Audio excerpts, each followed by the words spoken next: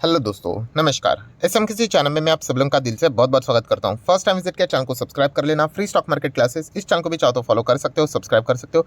यहाँ पर भी बेल आइकन को हिट करके ऑल जरूर सेलेक्ट करके रख लेना। चैनल का लिंक ऊपर आई बटन पर नीचे डिस्क्रिप्शन में मिल जाएगा। एंड आज के दिन की बात करें, यस, इस चैनल के ऊपर जो पावरफुल वीडियो आया है उसको जरूर देख लेना। बहुत ही इंपॉर्टेंट वीडियो है, लिंक ऊपर आई बटन पे मिल जाएगा। सो चलिए फिलहाल तो इस वीडियो को स्टार्ट कर लेते हैं। ठीक है दोस्तों, अभी हम लोग आ चुके हैं बिल्कुल हमारे नॉर्मल स्क्रीन के ऊपर। ब्रेकिंग न्यूज़ की अगर हम लोग बात करें, वैसे तो ऑलरेडी हम लोग को इस खबर के बारे में जितनी भी इंपॉर्टेंट इन्फॉर्मेशन है मैं ऑलरेडी आप लोगों को बता के यहाँ पे रख चुका था। बट ऑब्वियसली जब भी नई नई टाइप के अपडेट्स आते रहते हैं तो वापस हम लोग को उसके बारे में जानने की इच्छा होती है, प्लस बहुत सारे डाउट्स आते रहते हैं। तो इन सभी चीज़ों को एक ही वीडियो में कवर करने की कोशिश करने वाला हूँ। खबर किससे रिलेटेड है आप सभी लोगों को पता ही है, रिलायंस इंडस्ट्री के बारे में। अभी रिलायंस इंडस्ट्री मतलब एग्जैक्टली रिलायंस इंडस्ट्री के बारे में नहीं, उसकी जो एक सब्सिडरी है उसके बारे में, राइट। जो कि आप सभी लोगों को पता ही है कि जियो फाइनेंशियल सर्विसेज, राइट। ये अभी बच्चे बच्चे को पता चल चुका है, क्योंकि पिछले दिवाली के अगर हम लोग बात करें, पिछले दिवाली मतलब लास्ट टाइम ही जो दिवाली हम लोग को देखने को मिली थी, तभी रिलायंस ने सभी लोगों को बताया था कि वो जियो फाइनेंशियल सर्विसेज को क्या करने जा रहे हैं, अलग करने जा रहे हैं, रिलायंस इंडस्ट्री से डीमर्ज करने जा रहे हैं। एंड सिर्फ डीमर्ज नहीं करेंगे, उसी के साथ साथ उसको अलग से बाजार में लिस्ट भी करेंगे। इसमें तो कोई नई बात है नहीं, ऑलरेडी हम लोग को पता है। बट नई खबर क्या सामने आ गई, जो कि सोर्सेज के जरिए है। तो दोस्तों ये बताया जा रहा है कि अक्टूबर में हम लोगों को रिलायंस का जो जियो फाइनेंशियल सर्विसेज है वो हम लोग को शेयर बाजार में लिस्ट होते हुए देखने को यहाँ पे मिल सकता है। मतलब हम लोग कह सकते हैं एक फाइनेंस सेक्टर में एक कंपनी हम लोग को बाजार में आते हुए देखने को मिले। और ऐसे तो कितने सारे कंपनी बाजार में आ जाते हैं, बट नाम में क्या लिखा हुआ है, जियो, तो ज़रूर थोड़ा बहुत बाजार चौकन्ना हो जाता है, कॉम्पिटिटर्स चौकन्ने हो जाते हैं। और वही माहौल हम लोग को फिलहाल बाकी इनके कॉम्पिटिटर्स में भी ज़रूर देखने को यहाँ पे मिल रहा है। फिलहाल की अगर हम लोग बात करें तो आप सभी लोगों को पता है, फॉर्मेलिटी के हिसाब से 2 मई को क्या होने वाला है, इनके शेयर होल्डर का एंड क्रेडिटर का बैठक होने वाला है। क्योंकि उसमें क्या करेंगे, बैठक करके ऑब्वियसली वोट लिया जाएगा, परमिशन लिया जाएगा, अप्रूवल लिया जाएगा, जो कि एकदम नॉर्मल सी बात है, जस्ट फॉर्मेलिटी है। क्योंकि मैक्सिमम अगर हम लोग बात करें शेयर होल्डिंग 50% से ज़्यादा शेयर किन के पास है, रिलायंस के पास ही है, मुकेश अंबानी सर के पास ही है। तो डेफिनेटली उनको तो अप्रूवल वैसे भी बाय डिफ़ॉल्ट मिल ही जाएगा। उसके बाद सारे और अलग अलग डेट सामने आ जाएंगे कि कब होने वाला है, रिकॉर्ड डेट क्या है, फलाना चीज़ क्या है, ढिमकाना चीज़ क्या है, राइट। ये चीज़ फिलहाल तो हम लोग को देखने को यहाँ पे मिल रही है। एंड जियो फाइनेंशियल सर्विसेज की अगर मैं बात करूँ तो ये भी हम लोग को पता ही है कि अगर आपके पास किसका, रिलायंस इंडस्ट्री का ये वाला अगर आपके पास अगर एक शेयर है, तो हम लोगों को जो जियो फाइनेंशियल सर्विसेज जो शेयर बाजार में लिस्ट होने जाएगी, यस, उसका एक शेयर फ्री में मिल जाएगा। मतलब 1:1 का रेशो है। ऑलरेडी रिलायंस ने साफ साफ बता के रखा था, कोई कैश कंसिडरेशन होने वाला नहीं है, राइट। तो ये सारी फॉर्मेलिटीज़ हम लोग ऑलरेडी यहाँ पे करके रखे हुए हैं। प्लस अगर हम लोग यहाँ पे बात करें आगे की, जो कि बहुत सारे लोगों को ये डाउट्स खाते रहते हैं कि जैसे कि अगर हम लोग बात करें, देखिए सर, आरती इंडस्ट्री भी था, ठीक है। आरती इंडस्ट्री से क्या हो गया, जो आरती का फार्मा वाला बिजनेस था वो अलग हो गया, उसके बाद आरती इंडस्ट्री कितना डाउन हो गया। तो वैसे रिलायंस को फ़र्क पड़ेगा क्या? तो दोस्तों उससे रिलायंस को कोई भी फ़र्क नहीं पड़ेगा। क्यों फ़र्क नहीं पड़ेगा? क्योंकि जियो फाइनेंशियल सर्विसेज की अगर मैं बात करूँ तो बहुत ही उसका छोटा कॉन्ट्रीब्यूशन है। इनफैक्ट मैं अगर बोलूँ ना के बराबर कॉन्ट्रीब्यूशन है रिलायंस इंडस्ट्री में, राइट। तो इसीलिए उनका अलग होना कोई फ़र्क नहीं पड़ेगा। मैं आप लोगों को दिखाऊंगा प्रूफ के साथ। अभी सेगमेंट वाइज रेवेन्यू में हम लोग जाएंगे, ऑलरेडी हम लोगों ने कवर किया है, बट येस, रिपीटेशन होना चाहिए, तभी जाके वो चीज़ें दिमाग में फिट बैठ जाती है। देन सबसे मोस्ट ज़्यादा सवाल कौन सी चीज़ के चलते पूछे जाते हैं, जो कि मैं ऑलरेडी कवर कर चुका हूँ 3 बार वीडियो बना के, सर बजाज फाइनेंस का क्या होगा। क्योंकि पहली बार जब ये अनाउंसमेंट हुई थी तब बजाज फाइनेंस में भी हम लोग को अच्छी खासी गिरावट देखने को मिली थी, ये तो मानना पड़ेगा। तो बिल्कुल हम लोग इसको मान सकते हैं। बट अभी की जो चीज़ें हो रही है, क्या इसके चलते बजाज फाइनेंस को फ़र्क पड़ेगा? बिल्कुल भी नहीं। क्योंकि आप सब लोगों को बेसिक पता ही है कि जो खबर एक बार हो चुकी है उसका इम्पैक्ट के वजह से एक बार अगर शेयर गिर जाता है तो बार बार उससे कोई गिरावट होती नहीं है, राइट। क्योंकि अभी ये फॉर्मेलिटीज़ है, हम सभी लोगों को पता है। अभी लास्ट टाइम जब दिवाली के वक्त रिलायंस ने ये जो शॉक सबको दिया था कि वो जियो फाइनेंशियल सर्विसेज को डीमर्ज करके अलग से लिस्ट करवा रहे, ये सब लोगों के लिए आउट ऑफ सिलेबस न्यूज़ थी। तो इसके चलते सरप्राइजिंग अनसर्टेनिटी वाली ये खबर थी, यूसी। तो इसके चलते वो बाजार में रिएक्शन देखने को मिल जाता है। अभी ये बाकी की फॉर्मेलिटीज़ है, हम लोगों को पता है। अभी उन्होंने बोला है ना कि डीमर्ज कर रहे हैं, हमें उन्होंने बोला है ना कि वो लिस्ट करवाएंगे, तो करवाएंगे। अभी तो ये रूल्स एंड रेगुलेशन के हिसाब से चलना पड़ेगा। अभी 2 मई को जैसे ही फॉर्मेलिटीज़ कंप्लीट हो जाएगी उसके बाद तारीख भी आ जाएगी ऑफिशियली। सो इसमें कोई सरप्राइजिंग वाली बात नहीं है, सिर्फ रिपोर्ट के जरिए ये खबर सामने आ रही है कि अक्टूबर के आसपास शायद से हम लोग को लिस्टिंग देखने को मिल जाए करके, ठीक है। तो इसके चलते बार बार नेगेटिव रिएक्शन कोई भी देखने को यहाँ पे नहीं मिलेगा, ठीक है। देन दोस्तों अभी हम लोग आ जाते हैं तीसरे डाउट के ऊपर। तीसरा डाउट भी इसी चीज़ से रिलेटेड है कि ठीक है, अभी जियो फाइनेंशियल सर्विसेज अभी बाजार में आएगा, तो थोड़ा सा अगर हम लोग ब्रॉडर वे की अगर हम लोग बात करें, सिर्फ न्यूज़ के हिसाब से हम लोग बात नहीं कर रहे, हम लोग बिजनेस पॉइंट ऑफ व्यू से बात करें, तो क्या बजाज फाइनेंस पे फ़र्क पड़ेगा? तो इससे रिलेटेड मैं ऑलरेडी आप लोगों को क्रिकेट का एग्जाम्पल भी क्लियर कट दे चुका था। तो कौन सा एग्जाम्पल? जैसे मैंने कहा कि अभी देखिए आईपीएल आता है, ठीक है, आईपीएल में कोई ना कोई ज़बरदस्त प्लेयर खिलाड़ी सामने निकल कर आता है। सो अगर आप मान लीजिए कोई भी XYZ प्लेयर है, वो बहुत अच्छा खेलता है, तो इंडियन टीम में उसको जगह मिलेगी।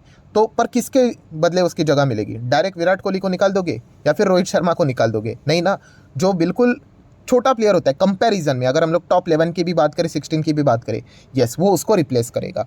सो वैसे ही अगर हम लोग बात करें, ये जो जियो फाइनेंशियल सर्विसेज की बात हो रही है, ये बाजार में आएगा तो डायरेक्टली बजाज फाइनेंस को रिप्लेस करेगा, तो ऐसा बिल्कुल भी नहीं है। एंड अगर मतलब ये बोलने वाली बात होगी, थोड़ी सी फिल्मी स्टाइल की बात होगी।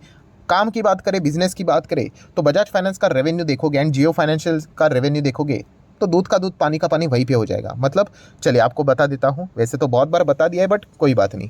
कितना है रेवेन्यू? 11,360 करोड़। किसका है ये? ऑब्वियसली बजाज फाइनेंस का। कितना है? लगभग पकड़ लो 11,1500 करोड़ का रेवेन्यू बजाज फाइनेंस ने इस क्वार्टर में, ये देखिए मार्च का क्वार्टर की यहाँ पे मैं बात कर रहा हूँ, सिर्फ रेवेन्यू कमाया है। सो चले जियो फाइनेंशियल सर्विसेज ने कितना रेवेन्यू कमाया वो देख लेते हैं। मतलब हम लोग डायरेक्टली कंपेयर कर रहे हैं ना बजाज से, इसीलिए। सो ठीक है, अभी हम लोग आ चुके हैं किसके ऊपर? रिलायंस इंडस्ट्री का नंबर मैंने ओपन किया है, वहाँ पे सेगमेंट वाइज रेवेन्यू रहता है मार्च का, ठीक है, 31 मार्च। फाइनेंशियल सर्विसेज कितना है? 134 करोड़, राइट। मतलब बजाज फाइनेंस का कितना था? 11,300 करोड़ के आसपास। इसका कितना है? 134 करोड़। डिवाइड करके देखो कितने का गैप है, कितनी बड़ी कंपनी है कौन सी? बजाज फाइनेंस। तो ये डायरेक्टली ये जो कंपैरिजन करने की जो आदत होती है, राइट, ये थोड़ी सी गलत है। हाँ, अभी फ़र्क किसको पड़ेगा उसके ऊपर हम लोग ज़रूर आएंगे, बट ये जो दिमाग में ये जो बातें फिट मतलब बैठ चुकी है ना कि इसके चलते बजाज फाइनेंस की बैंड बजेगी, धज्जियां उड़ेगी, कुछ भी नहीं। मतलब इनफैक्ट मैं आप लोगों को एक ही सवाल के मतलब ये जो आप पूछ रहे थे उनके सारे डाउट क्लियर हो जाएंगे कि ये जो डीमर्ज भी यहाँ पे हो रहा है ना, इसके चलते रिलायंस इंडस्ट्री को भी कोई फ़र्क नहीं पड़ेगा एंड बजाज फाइनेंस को भी कोई फ़र्क नहीं पड़ेगा, राइट। मतलब जो सोच रहे हैं ना कि रिलायंस इंडस्ट्री का शेयर नीचे आएगा, क्यों नीचे आएगा? आप देख सकते हैं रिलायंस का टोटल रेवेन्यू कितना है इंडस्ट्री का, 2,16,000 रफली पकड़ लो, ठीक है, या फिर 2,67,000 पकड़ लो, तो उसमें से इसका कंट्रीब्यूशन कितना है? 134 का। तो रिलायंस को भी कोई फ़र्क नहीं पड़ेगा जियो फाइनेंशियल सर्विसेज यहाँ पे जा रहा है, या फिर अगर वो बंद भी कर दे तो भी, राइट। हाँ, अभी रिलायंस को फ़र्क किससे पड़ता? अगर रिटेल अलग हो जाता तो 70,000 करोड़ का रेवेन्यू है।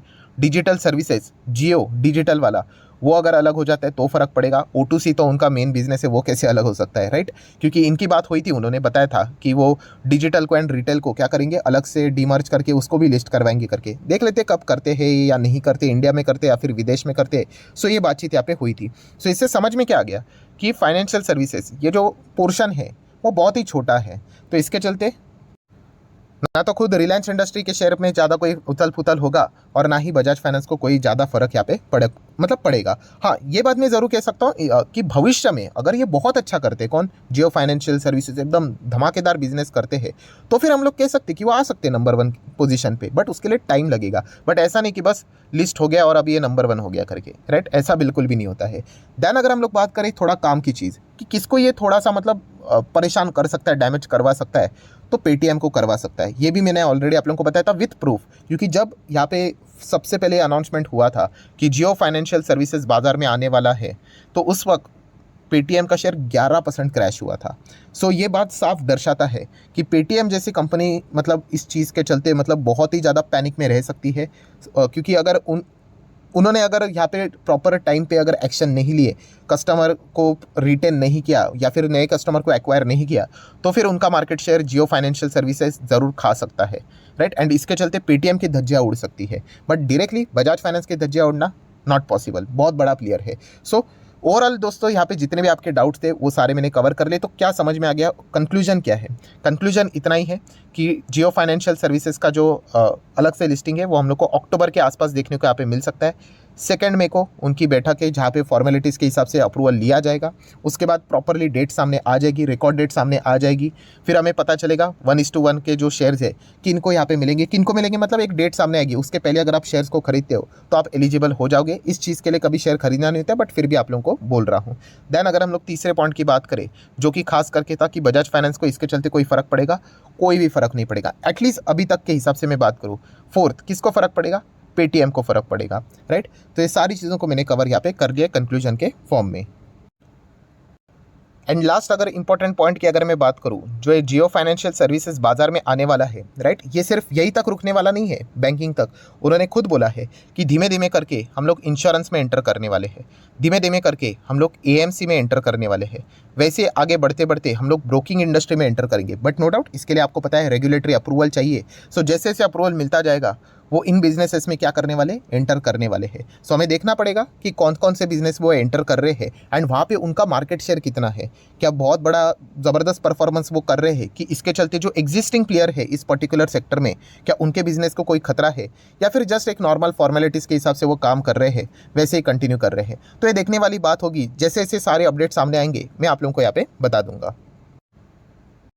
सो आशा करता हूं दोस्तों जितने भी आप लोगों के डाउट्स थे, न्यूज़ थे, सारे मैंने यहाँ पे कवर कर ली है। सो वीडियो अच्छा लगे तो चाहो तो लाइक एंड शेयर कर सकते हो। एंड डीमैट अकाउंट अगर आपने अभी तक ओपन नहीं किया है, लिंक नीचे डिस्क्रिप्शन में 25 वीडियो की लिस्ट आपको बिल्कुल फ्री ऑफ कॉस्ट मिल जाएगी। आपका नाम, कौन सा अकाउंट आपने लिंक के थ्रू ओपन किया है, प्रॉपरली कमेंट सेक्शन में मेंशन कर देना। तो हफ्ते भर के अंदर अंदर सारे लेक्चर्स मेरे साइड से फ्री ऑफ कॉस्ट प्रोवाइड कर दिए जाएंगे ताकि आप शेयर बाजार को आसान भाषा से सीख सको। So that's it, thank you very much दोस्तों। We will be meeting our next video. तब तक के लिए बाय बाय।